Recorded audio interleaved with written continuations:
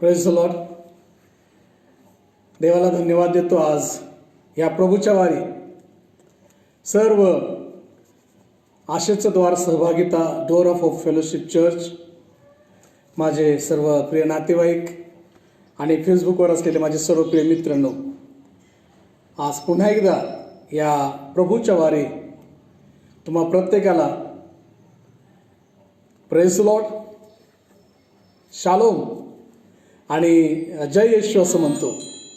देवाला धन्यवाद देतो की मागील 3 संदेश आम्ही ह्या नवीन वर्षाच्या संदर्भात ऐकलेले आहेत आणि आपण सुरुवात केली होती की ख्रिस्ती जीवन ही एक लांब पल्ल्याची शर्यत आहे आणि ही शर्यत तुम्हाला आणि मला प्रत्येकाला, इच्छा असो किंवा नसो, तुम्हाला आणि मला ती धावायची आहे.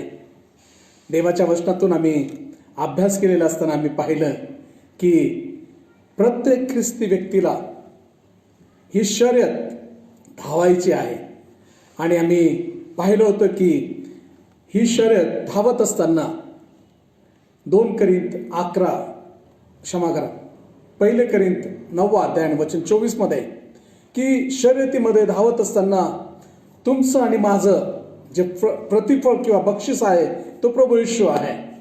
आणि म्हणून शर्यतीमध्ये सगळेच धावतात पण बक्षीस एकाला मिळतं आणि म्हणून त्या ठिकाणी असं लिहिलेलं आहे की तुम्ही असं धावा की ते बक्षीस तुम्हाला मिळेल. आणि म्हणून माझ्या प्रियांनो, आज आम्ही थोडं पुढे जाणार आहोत.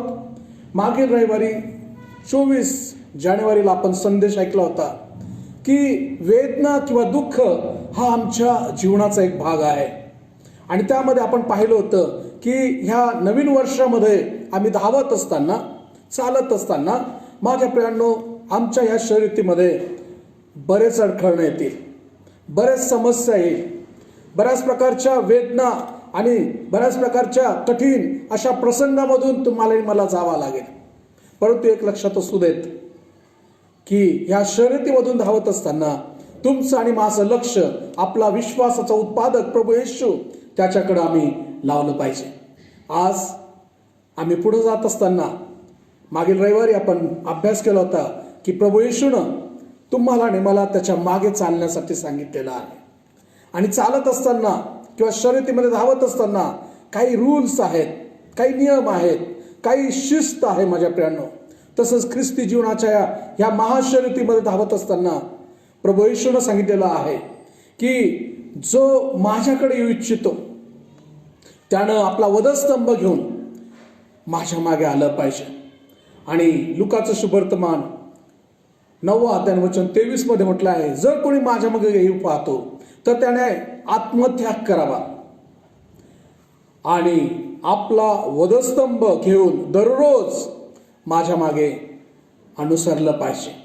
आणि म्हणून ही धावत असताना माझ्या प्रियांनो, आज एक ख्रिस्ती, एक विश्वासणारे म्हणून तुम्हाला आणि मला याची पूर्णपणे कल्पना आणि जाणीव असली पाहिजे की ह्या शर्यतीमध्ये ख्रिस्ताच्या मागे चालत असताना, if you are call followers म्हणजे अनुकरण करणारे अनुयायी, जर तुम्ही आणि मी ख्रिस्ताचे अनुयायी आहोत तर आम्ही त्याच्या मागे, जो आमचा गुरु आहे, जो आमचा प्रभू आहे, त्याच्या मागे तुम्ही आणि मी चाललं पाहिजे. प्रत्येक गुरुची इच्छा असते की त्याच्या शिष्यानं त्याच्याबरोबर असावं. आणि म्हणून वधस्तंभ आमच्या जीवनामध्ये म्हणजे स्वतःचा त्याग, वधस्तंभ म्हणजे आपल्या स्वतःला या देहामध्ये, ख्रिस्तामध्ये नाही का, स्वतःला मारणे किंवा स्वतःला संपवणं असं आहे आणि मग जे जीवन आहे ते ख्रिस्तासाठी जगणं असं आहे. आणि म्हणून पौल म्हणतो की मी तर वधस्तंभावर खेळलेलो आहे आणि मी जगतो असं नाही तर ख्रिस्त माझ्या ठाई जगत आहे.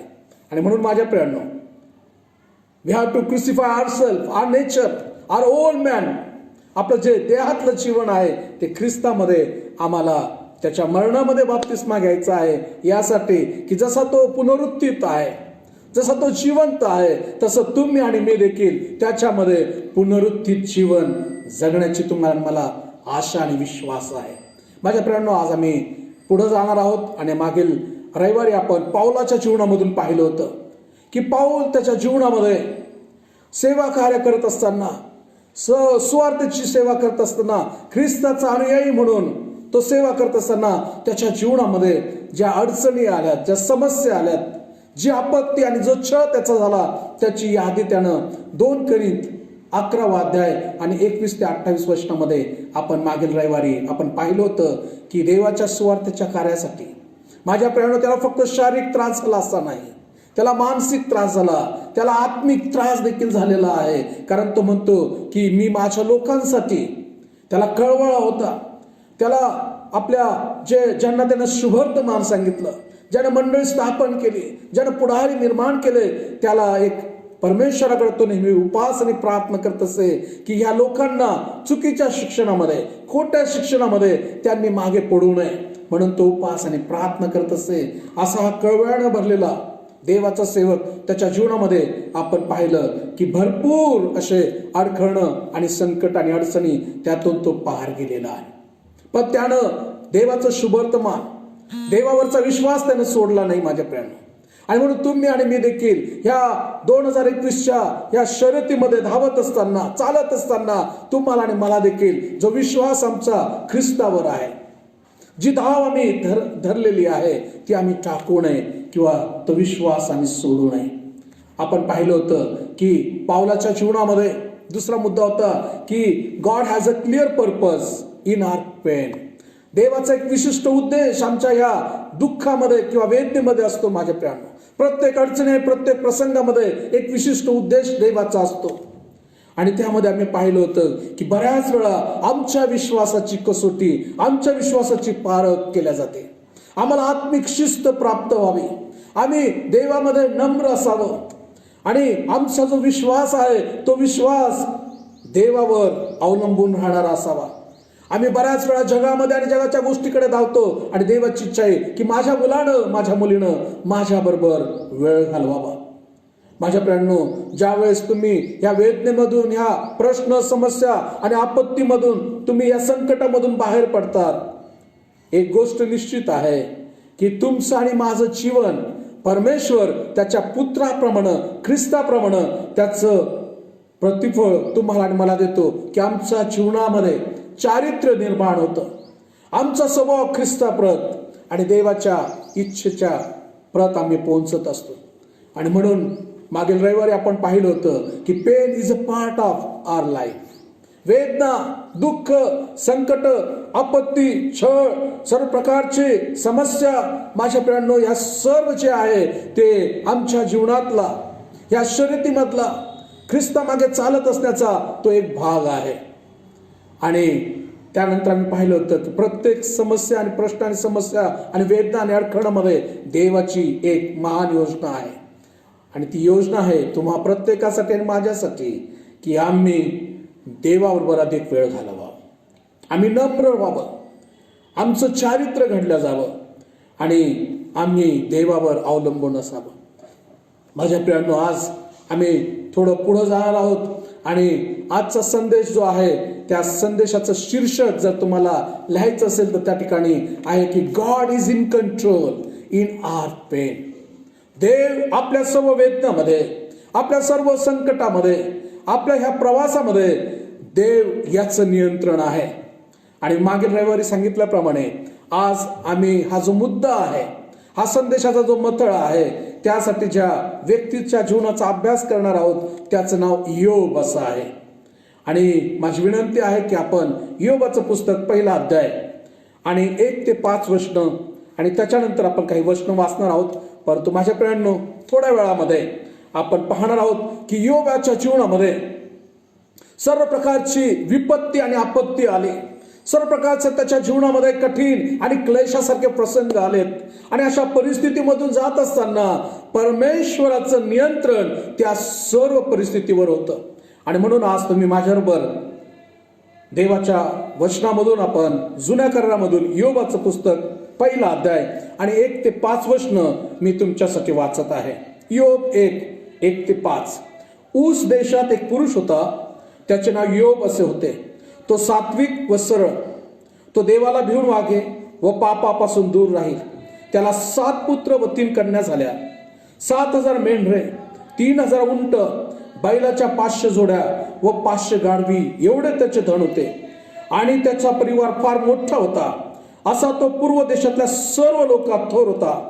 त्याचे पुत्र पाळीपाळीने एकमेकांच्या घरी भोजन समारंभ करीत व त्यावेळी आपल्या तिन्ही बहिणीस पंक्तीस बोलावीत. हे भोजन समारंभ आटोपल्यावर योब त्यांना बोलावून आणून त्यांची शुद्धी करी. तो प्राप्त काळी उठून त्या सर्वांच्या संख्येइतक्या बलीचे हवन करी, कारण तो म्हणे की न जाणो माझ्या पुत्रांनी पाप केले असेल आणि आपल्या मनाने देवाचा अवहेर केला असेल, असा योबाचा नित्यक्रम असे. माझ्या प्रियांनो, या ठिकाणी आपण योबाच्या जीवनामध्ये पाहत असताना पाहतो की योब हा सज्जन होता, योब हा नीतिमान होता. आणि असं म्हटलं की तो सात्विक आणि सरळ, देवाला भिवून आणि पापापासून दूर राहणारा होता. खूप सज्जन होता. आणि फक्त सज्जन होता असं नाही, तर तो संपन्न असा होता. कारण देवाचं वचन म्हणतं की तो त्याच्या जवळ जे काही धनसंपत्ती होती त्याचं या ठिकाणी लिहिलेलं आहे की त्याला जवळजवळ 7,000 मेंढरं, 3,000 उंट, 500 बैलांच्या जोड्या आणि गाढवी 500 आणि असं भरपूर धन होतं. आणि असं म्हटलेलं आहे की तो सर्व पूर्व देशामध्ये तो थोर होता. He has name and fame. सर्व प्रकारच्या आशीर्वादित असा हा योब होता माझ्या प्रियांनो. आणि ह्या योबाच्या जीवनामध्ये आपण पाहतो की तो फक्त आशीर्वादित होता, तो फक्त सज्जन आणि संपन्न होता असं नाही, पण देवाचं वचन असं म्हणतं की तो एक असा बाप होता की जो बाप आपल्या कुटुंबाची, आपल्या लेकरांची, आपल्या मुलीची, आपल्या परिवाराची तो काळजी घेणारा होता. कारण असं म्हटलेलं आहे की तो दररोज नित्यक्रम असा म्हटलेला आहे. फक्त एखाद्या दिवशी असं नाही, पण नित्यक्रम रोज उठून त्याच्या जीवनामध्ये एक भाग होता की तो आपल्या कुटुंबाची जी संख्या होती त्या संख्येला धरून तो बली अर्पण करत असे, देवाची प्रार्थना करत असे. माझ्या प्रियांनो, हा योब जो होता, हा योब फक्त सज्जन किंवा संपन्न असा होता असं नाही, परंतु आपल्या कुटुंबावर प्रीती करणारा, आपल्या कुटुंबाची काळजी घेणारा, आपल्या कुटुंबासाठी प्रार्थना करणारा होता.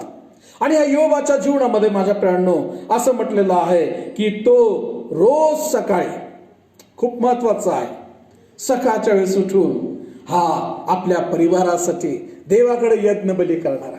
की ते असं म्हटलेलं आहे की तो आपल्या मनात म्हणत असे की न जाणो माझ्या मुलांनी किंवा मुलीनं आपल्या मनाने देवाचा अवहेर किंवा अवज्ञा केली असेल. इतका he was a very sensitive, खूप संवेदनशील असा हा योब होता. मनामध्ये, विचारामध्ये देखील आपल्या मुलांकडनं पाप घडू नये, देवाच्या आज्ञेचं उल्लंघन होऊ नये असा विचार करणारा हा योब, हा बाप आहे माझ्या प्रियांनो. आणि त्याच्याबद्दल परमेश्वर स्वतः साक्ष देतो. योबाच्या बाबतीमध्ये आपण पाहिलं की पहिल्या 5 वचनामध्ये योब हा आशीर्वादित होता. पुन्हा एकदा मला सांगू द्या, योब हा आशीर्वादित होता. आणि वचन 6 पासून तर 10 वचनापर्यंत जर पुढे गेलं तर असं म्हटलेलं आहे की एक दिवस असा आला की त्या दिवशी देवपुत्र परमेश्वरापुढे उभे राहिले व त्यांच्यामध्ये सैतानही आला. परमेश्वर सैतानाला म्हणाला, तू आता कुठून आलास? सैतानाने परमेश्वरास उत्तर दिले, मी पृथ्वीवरून इकडे तिकडे फिरून आलो आहे. परमेश्वराने सैतानास विचारले, माझा सेवक योब याच्याकडे तुझे लक्ष गेले काय? भूतलावर त्याच्या तोडीचा सात्विक, सरळ, देवाला भिवून वागणारा व पापापासून दूर राहणारा असा दुसरा कोणी नाही. हालेलुया. परमेश्वर आपला सेवक योब याच्याबद्दल साक्ष देत आहे. योबाबद्दल तो म्हणतो की संपूर्ण भूतलावर माझ्या प्रणो त्या काळामध्ये जे कोणी लोक होते, योबाच्या बाबतीत असं म्हटलं की योना आणि अब्राहम यांच्या दरम्यानच्या काळामध्ये त्याचा कार्यकाळ होता. आणि असं म्हटलेलं आहे की त्या काळामध्ये इट्स अ कंपॅरिझन आहे.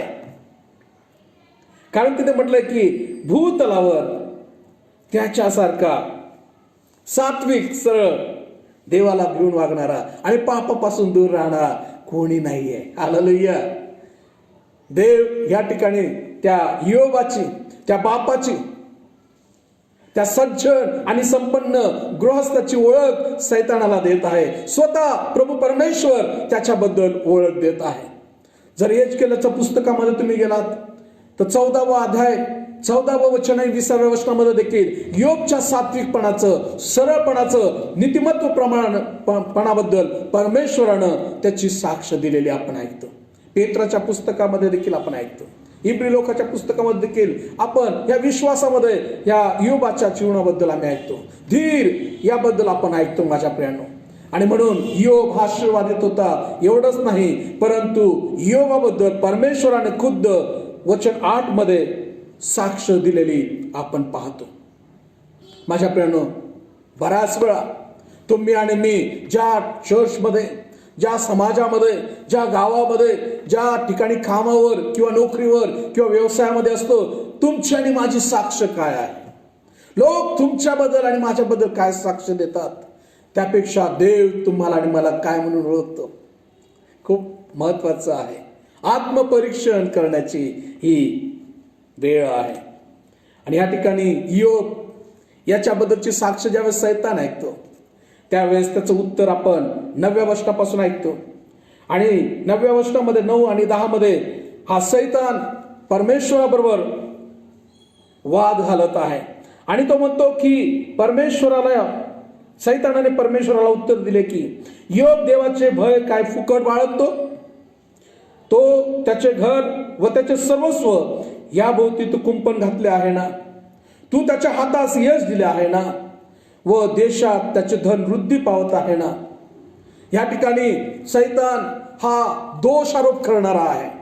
तो योबाबद्दल परमेश्वराला म्हणतो की तू त्याच्या स्वतःभोवती, त्याच्या परिवाराभोवती आणि त्याच्या संपत्तीभोवती तू आपलं आवरण टाकलेलं आहे. तू त्याच्या हाताला आणि त्याच्या कमाईला तू यश दिलेलं आहे.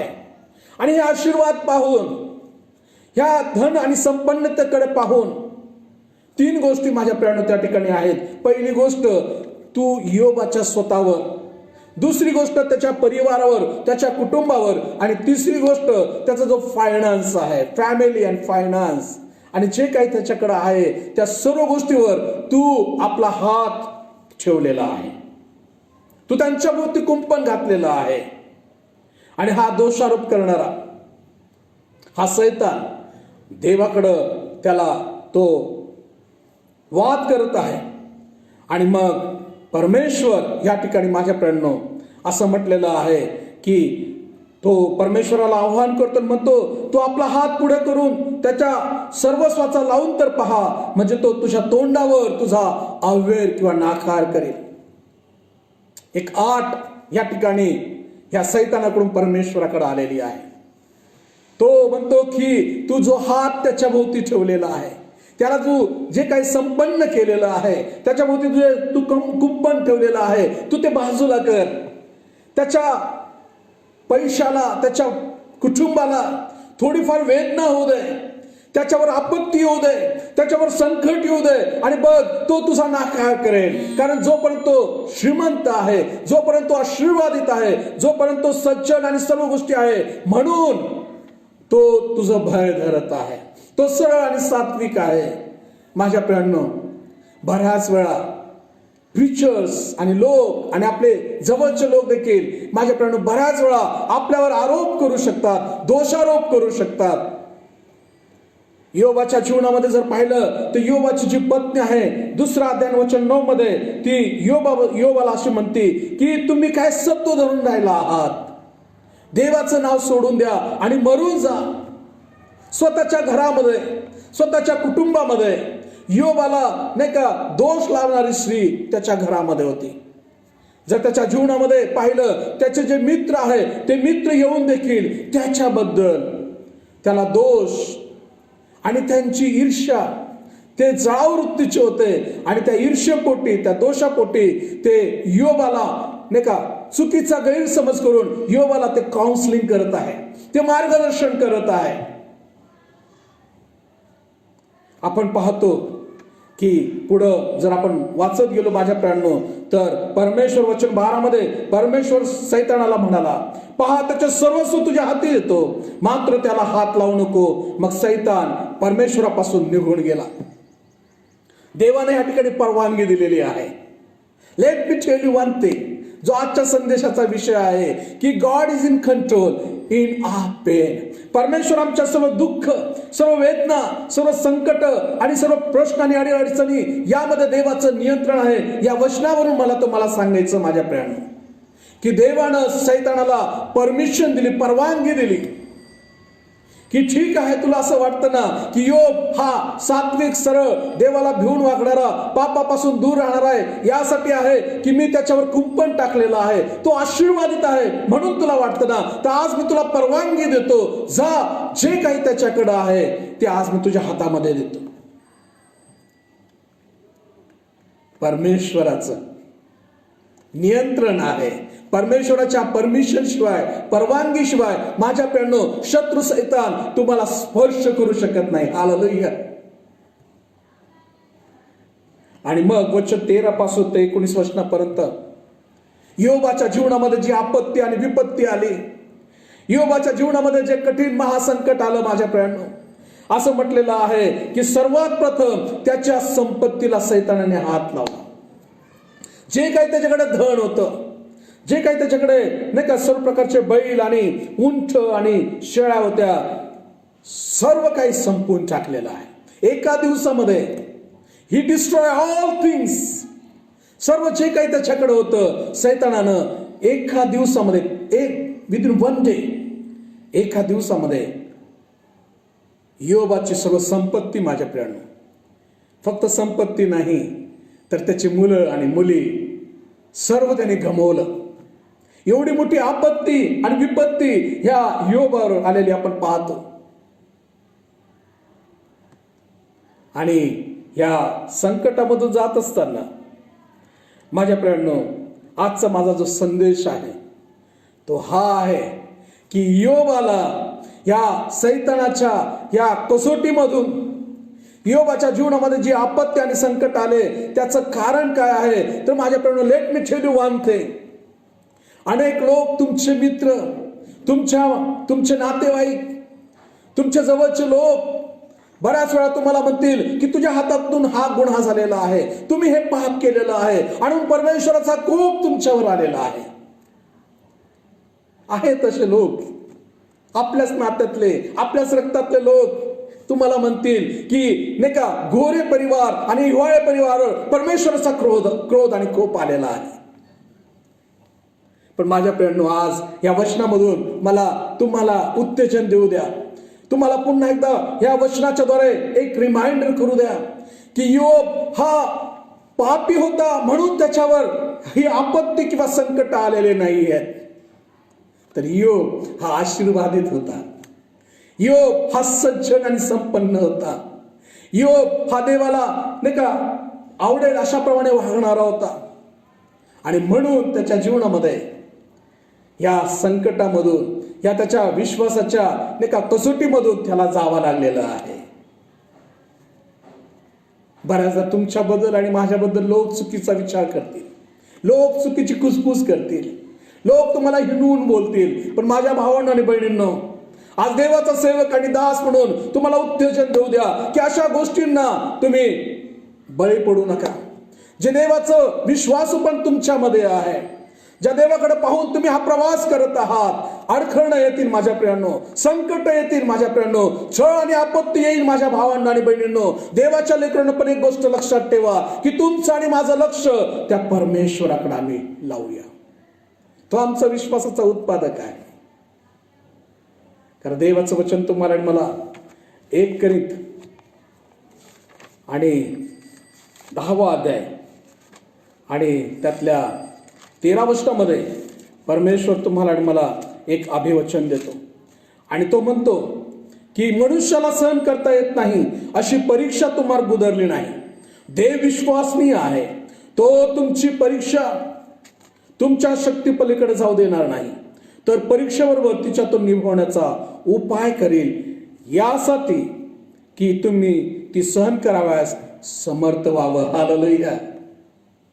माझ्या प्रियांनो, तो देव विश्वास आहे. योबाच्या जीवनामध्ये एका दिवसामध्ये एवढ्या सर्व घटना घडलेल्या आहेत. त्याचं सर्व जे धन होतं, संपत्ती होती, सर्व नष्ट झाली. त्याची जी 7 मुलं आणि 3 मुली होत्या, एकाच दिवशी माझ्या प्रिय, एकाच दिवसामध्ये ते देखील नाही का मरून गेलेत.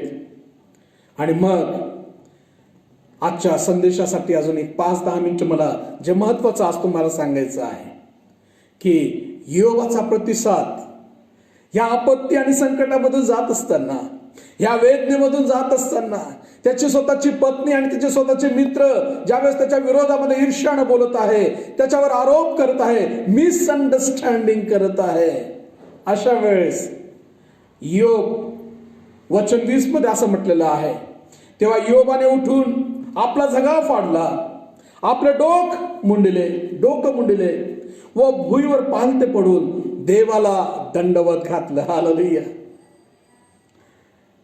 त्याने आपल्या जीवनामध्ये तो कोणा मनुष्याकडे त्याने हात उभे केले नाही, कोणा मनुष्याकडे तो गेला नाही माझ्या प्रियांनो, पण त्यानं काय केलं, त्यानं परमेश्वराकडे तो गेलेला आहे.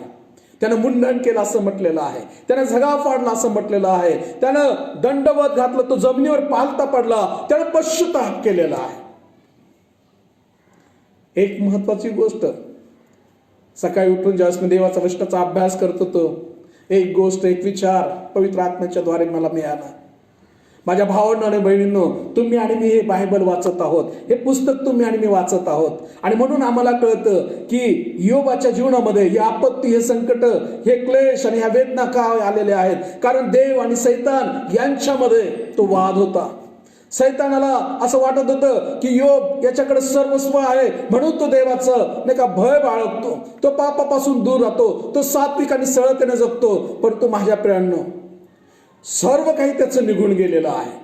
जे काही नाही का त्याच्याबद्दल पहिल्या 5 वर्षांमध्ये तो आशीर्वादित आहे, सर्व निघून गेल्यानंतर देखील योबाचा प्रतिसाद आपण या ठिकाणी पाहतो की त्यानं परमेश्वराला दंडवत केलेला आहे, तो परमेश्वराच्या अधीन झालेला आहे. आणि तो म्हणाला वचन 21 मध्ये, मी मातेच्या उदरातून नग्न आलो आणि तसाच जेथून नग्न आलो तेथे परत जावायचं आहे. परमेश्वराने दिले आणि परमेश्वराने नेले, धन्य त्याचे नाव. हालेलुया. जे काही मला प्राप्त झालं होतं, जे काही मुलं आणि मुली मला प्राप्त झाले होतं, जे काही मला धन आणि संपत्ती प्राप्त झाली होती, ती परमेश्वराकडून मला प्राप्त झालेली आहे. ही ॲक्नॉलेज, त्याला जाणीव होती, त्याचा विश्वास होता की देवानं मला ते दिलेलं होतं. आणि आईच्या उदरामधून ज्यावेळेस मी ह्या भूतलावर आलो, मी नग्न होतो, आणि आता मी पुन्हा ज्या देवानं मला दिलेलं आहे त्याच्याकडे मी आता नग्न जाणार आहे. या भूतलावर माझ्या भावांनो आणि बहिणींनो, तुम्ही किंवा मी, आम्ही कोणीच आपल्या संगती काही घेऊन आलो नाही आणि कोणी काही घेऊन जाणार नाही. योबाच्या पुस्तकामधून, या वचनामधून तुम्हाला आणि मला लक्षात येतं की अशा परिस्थितीमध्ये देखील योबानं परमेश्वराच्या विरोधामध्ये त्यानं देवाला दोष दिला नाही, त्यानं पाप केलं नाही, ना शब्दानं ना कृतीनं त्यानं देवाचा अवहेर केला नाही. तर अशा परिस्थितीमध्ये ज्यावेळेस सर्वस्व त्याचं संपलेलं होतं, हा खरा वर्शिपर आहे, हा खरा उपासक आहे की जो म्हणतो की धन्य परमेश्वराचे नाव. या सर्व प्रसंगामध्ये वचन 22, या सर्व प्रसंगात योबाच्या हातातून पाप झाले नाही व अनुचित कृत्य केल्याचा आरोप त्याने देवावर केलेला नाहीये. त्या बिचाऱ्याला तर माहीत देखील नव्हतं की माझ्या जीवनामध्ये या वेदना, ही आपत्ती, ही विपत्ती माझ्या जीवनामध्ये का आलेली आहे याची कल्पना देखील त्याला नव्हती. माझ्या प्रियांनो, ते तर तुम्ही आणि मी वाचत असताना आपल्याला कळतं. पण अशा परिस्थितीमध्ये देखील त्यानं आपल्या मुखानं, आपल्या शब्दानं, आपल्या उच्चारानं, आपल्या विचारानं, आपल्या कृतीनं त्यानं पाप केलं नाही, देवाच्या विरोधामध्ये तो बोलला नाही. आणि म्हणून आज खऱ्या अर्थानं हा असा उपासक आहे की ज्यानं देवाची उपासना केलेली आहे, देवाला धन्य म्हटलेलं आहे. अशा परिस्थितीमध्ये की ज्यावेळेस त्याचं सर्वस्व त्यानं गमावलेलं होतं एका दिवसामध्ये. माझ्या प्रियांनो, या नवीन वर्षामध्ये, या शर्यतीमध्ये तुम्ही धावत असताना आमच्या जीवनामध्ये अडखळणं येणार आहे. सर्व प्रकारची आपत्ती, सर्व प्रकारचं आमच्या जीवनामध्ये नाही का क्लेश आणि वेदना आणि दुःख आणि समस्या आणि प्रश्न आणि अडचणी आमच्या जीवनामध्ये येणार आहे. तोंडचा वार आमच्या बाजून असणार आहे. एखाद्या नदीच्या प्रवाहाबरोबर वाहत जाणं खूप सोपं आहे, पण त्या प्रवाहाविरुद्ध पोहणं किंवा त्याच्या प्रवाहाविरुद्ध जाणं खूप कठीण आहे. ख्रिस्ती जीवन हे त्याच प्रकारे आहे. You have to swim opposite direction of water. प्रवाहाच्या विरोधामध्ये तुम्हाला पोहायचं आहे, प्रवाहाच्या विरोधामध्ये तुम्हाला चालायचं आहे. कारण ख्रिस्त म्हटलेला हा जो मार्ग आहे तो अरुंद आहे. आणि म्हणून या ठिकाणी योबाच्या जीवनामधून आपण पाहतो की योब हा परमेश्वराबरोबर शेवटपर्यंत विश्वासू राहिला. तो सज्जन होता, तो सरळ होता, तो देवाचं भय धरणारा होता, पापापासून दूर होता. आणि माझ्या प्रियांनो, त्याला ह्या परिस्थितीमध्ये देखील ज्यावेळेस त्याचं सर्व गेलं तरी देखील त्यानं परमेश्वराला सोडलेलं नाहीये. बऱ्याच वेळा आमच्या जीवनामध्ये या शर्यतीमध्ये असताना आपला आनंद, आपली शर्यत ही अडखळ करण्यासाठी अनेकदा सैतान योबाच्या पत्नीसारखा, योबाच्या मित्रांसारखा उपयोग आमच्या जीवनामध्ये करत असतो. परंतु एक लक्षात ठेवा, या शर्यतीमध्ये डोंट गिव्ह अप. आपली शर्यत धावायची आहे आणि सैतानाची एकच इच्छा आहे की तुम्ही ती शर्यत पूर्ण करू नये. जो विश्वास तुम्ही देवावर आणि देवाच्या वचनावर, अभिवचनावर ठेवलेला आहे, तो विश्वास तुम्ही सोडून द्यावा. पण माझ्या प्रियांनो, तुम्ही आणि मी या परीक्षेमधून जर आम्ही पार गेलो तर तुमच्यासाठी आणि माझ्यासाठी माझ्या प्रियांनो देवापासून पारितोषिक आहे. ह्या परीक्षेतून पार जाण्यासाठी परमेश्वर तुम्हाला आणि मला त्याचं सामर्थ्य, कारण देवाचं वचन आपण मागच्या रविवारी ऐकलं होतं की पाऊल म्हणतो, माझ्या अशक्तपणामध्ये, माझ्या संकटामध्ये, माझ्या अडचणीमध्ये मी ज्यावेळेस अशक्त त्यावेळेस मी सशक्त आहे. कारण मला एक गोष्ट कळाली आहे की अशा प्रसंगामध्येच परमेश्वराचं सामर्थ्य, परमेश्वराचं पवित्र आत्म्याची अभिषेक माझ्यावर उतरून येतं आणि माझ्या निर्बलतेमध्ये, माझ्या अशक्तपणामध्ये तो त्याची शक्ती मला पुरवतो. माझ्या प्रियांनो, एक गोष्ट पुन्हा एकदा जाता जाता मला तुम्हाला सांगू द्या की सैतान हा तुम्हाला कधी स्पर्श करू शकणार नाही जोपर्यंत त्याला देवापासून परवानगी नाहीये. कारण सर्व प्रकारची परवानगी परमेश्वरापासून जोपर्यंत नाही तोपर्यंत तुमच्या जीवनामध्ये काही घडू शकत नाही. रोमकराचं पत्र याचा 8वा अध्याय आणि वचन 28 मध्ये असं म्हटलं आहे, परंतु आपल्याला ठाऊक आहे की देवावर प्रीती करणाऱ्यास म्हणजे त्याच्या संकल्पाप्रमाणे बोलविलेल्यास देवाच्या करुणेने सर्व गोष्टी मिळून कल्याणकारक ठरतात. आणि म्हणून जर तुम्ही देवावर प्रीती करत आहात, जर तुम्ही देवाचे लेकर आहात, तर माझ्या प्रियांनो आमच्या जीवनामध्ये जे काही घडेल ते आमच्या भावी जीवनासाठी कल्याणकारकच आहे.